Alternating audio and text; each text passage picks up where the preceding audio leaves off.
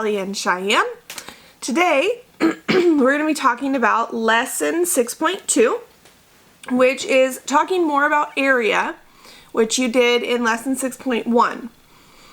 Now, with area, you count the number of squares that make up the whole shape. An area is written in square units, and that's because it's the number of squares that make up that shape.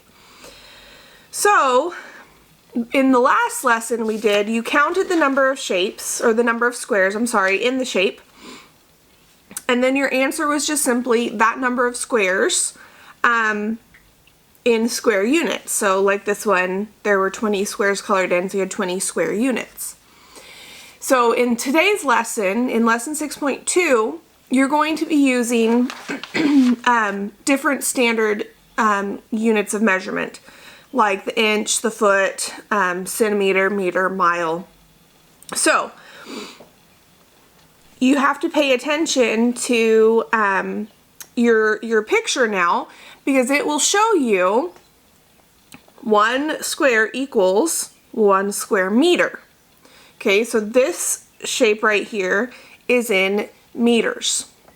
So you count, and there's 1, 2, 3, 4, 5, 6, 7, 8, 9, 10, 11, 12. There's 12 squares in this shape, and it's in square meters, so your answer would be 12 square meters as your area.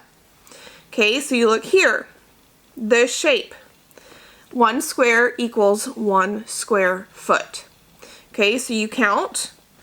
It may ask, like this one, how many units are there in the rectangle? So you count them, 1, 2, 3, 4, 5, 6, 7. 7 units are in that rectangle. Each unit is 1 foot, 1 square foot. So the area of this rectangle is 7 square feet. Okay, so in your lesson, you're going to be finding the area of the shape and using the information it gives you at the bottom of your pictures to say it's this many square feet or centimeters or inches. Okay, some of the questions like this one here may ask you, here's a blanket. Would the area of the blanket more likely be 30 square feet or 30 square centimeters?